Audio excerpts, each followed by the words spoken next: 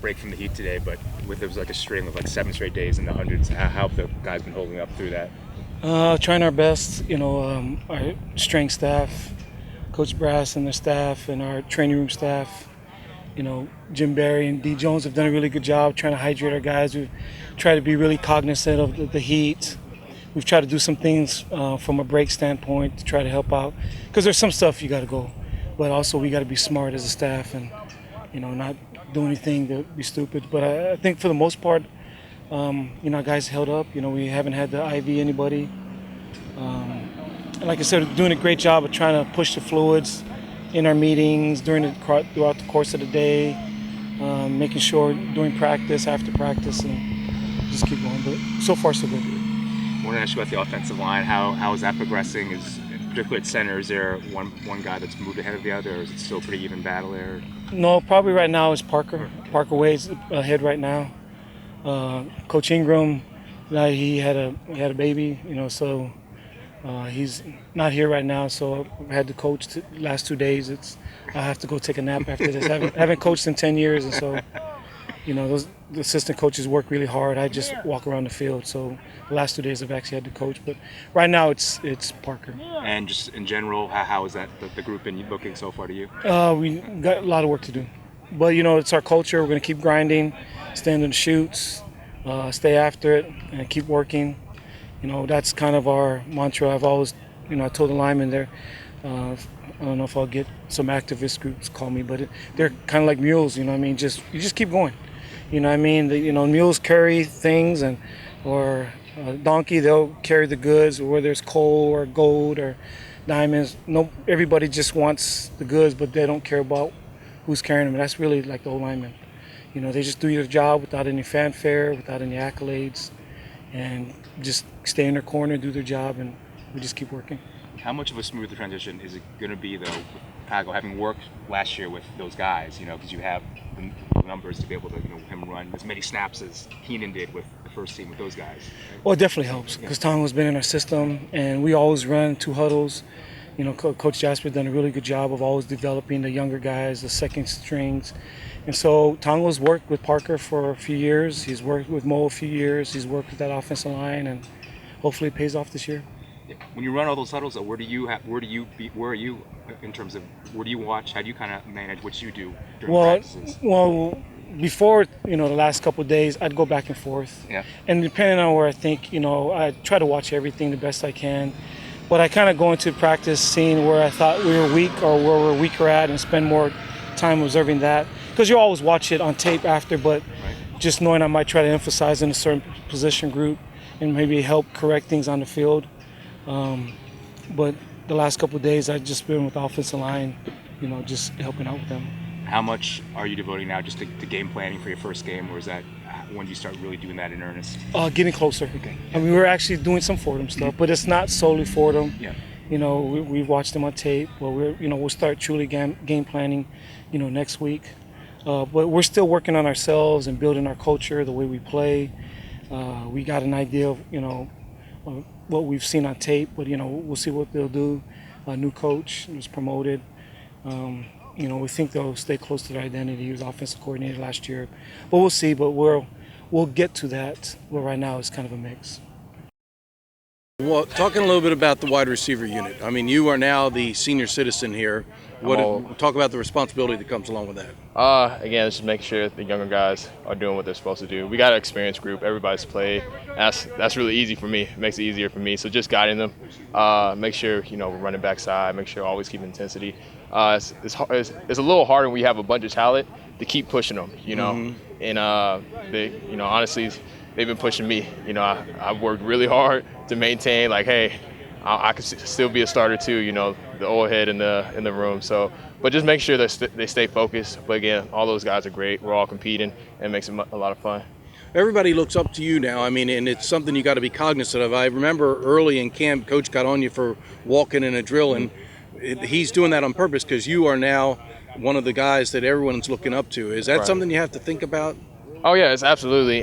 He caught me walking. We throw a pass, and I'm thinking about the pass and not really realizing I'm walking. And, he's quick to jump on me. Well, why are we walking? And it's not just why are you walking. It's I'm gonna get into you to make an example. It doesn't hurt my feelings. Yes, sir. No, sir.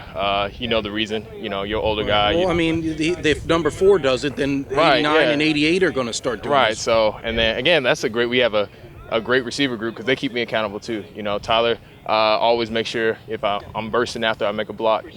So. In terms of that, it's fine. It's all good. I just have to make sure I'm confident in what I'm doing at all times and not getting in my head all the time about the team, not just me. So those of us who've covered the team for a while have seen a dramatic change in the wide receiver group. The guys are taller, longer. Carmona, Cologne, right. Taylor Jackson. Can you talk about some of the talent that you do have there? Because there's some impressive-looking athletes. Yeah, it's just crazy. You have these freshmen, sophomores coming in, and they can play. I was watching my film. I'm like, man, I'm nowhere near as good as they were when I was a freshman. And it's good because it develops a culture and develops that competition in the room that you always want to have. Nobody's lax because one drop ball in the practice means you bumping down. One good catch means you bumping up. So that's just how it goes. And last but not least, from your standpoint, I know you want the ball as much as you can get it. We all know the offense, but I think that the coaching staff does know that they have a weapon in you and will want to utilize you as much as possible. Can you talk about that? Do you feel as though, as a senior, you've deserved more touches? No, it's not deserving at all. Again, what's beautiful about this year, we got 9 dudes that can play anytime. So it's easier for me because the defense not keying in on me. I got another weapon in Craig Scott. I got another weapon in Brandon Cologne, Tyler Carmona that can do just as much as I can do. If not better. So I don't feel like I deserve anything, in terms of last season, the year before that was that. It's a whole new season, and I'm just going to do whatever it takes to win, honestly. Let's talk about the unit a little bit. Obviously you've got a really good one in Jamir Tillman. Let's talk about him first. It seems to Navy fans, general Navy fans, that he's a guy that needs to be utilized in the offense this year. Do you agree? If we're winning football games, we'll do whatever it takes, but I think he's a guy that we'll use a little bit more this year. He'll be our best player in the wide receiver unit for sure. But if we can run the ball down your throat, we're going to do that.